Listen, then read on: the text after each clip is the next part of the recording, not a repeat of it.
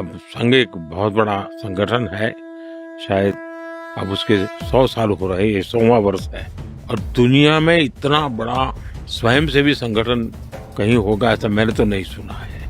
करोड़ों लोग उसके साथ जुड़े हुए हैं, लेकिन संघ को समझना इतना सरल नहीं है। संघ के काम को समझने का प्रयास करना चाहिए और संघ स्वयं तो एक पर्पज ऑफ लाइफ जिसको कहे, इसके विषय में आपको एक अच्छी दिशा देता है। दूसरा, देश ही सब कुछ है और जन सेवा ही प्रभु सेवा है।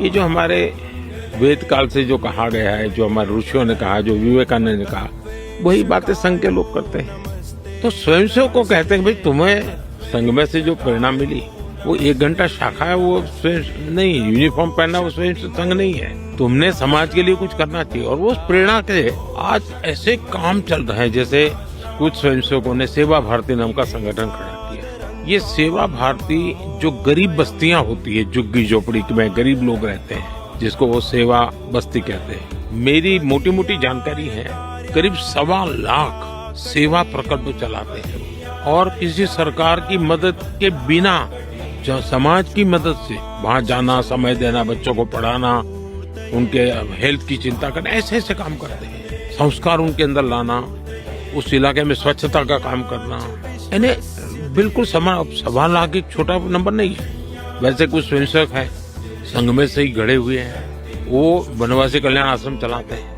और वो जंगलों में आदिवासियों के बीच में रह करके आदिवासियों की सेवा करते। 70,000 से ज्यादा 1 टीचर 1 स्कूल एकल विद्यालय चलाते हैं। और अमेरिका में भी कुछ लोग हैं जो उनको लिए शायद $10 या $15 का डोनेशन करते हैं इस काम के लिए। और वो कहते हैं कि एक कोका कोला नहीं पीनी है इस महीने, एक कोका कोला मत पियो और उतना पैसा ये एकल विद्यालय को दो। अब 70,000 एकल विद्यालय आदिवासी बच्चों को पढ़ाने के लिए करना।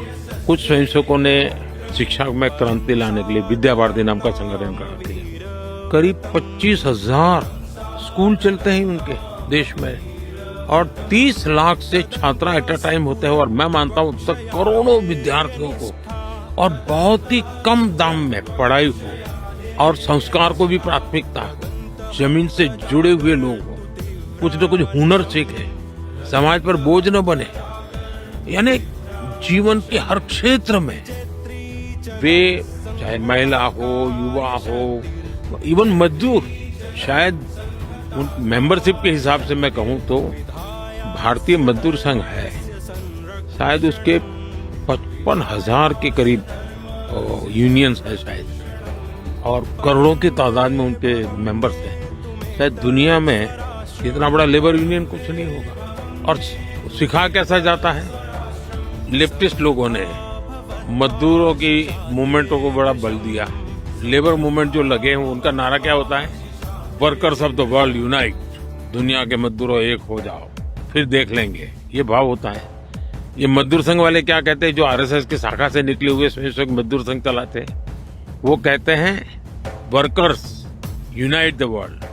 वो कहते हैं workers of the world unite, ये कहते हैं workers unite the world. Unite the world. ये कितना बड़ा वाक्य, 2 शब्दों में इधर उधर है, लेकिन कितना बड़ा वैचारिक बदलाव है। ये संघ की शाखा से निकले हुए लोग अपनी रुचि, प्रकृति, प्रवृत्ति के अनुसार जब काम करते हैं तो इस प्रकार के गतिविधियों को बल देते हैं। और जब इन कामों को देखेंगे तब आपको 100 साल में राष्ट्रीय स्वयंसेवक संघ ने भारत के सारे चकाचौंध दुनिया से दूर रहते हुए एक साधक की तरह समर्पित भाव से, तो मेरा ये सौभाग्य रहा कि ऐसे पवित्र संगठन से मुझे संस्कार मिले जीवन के, लाइफ ऑफ पर्पज में जो मिला।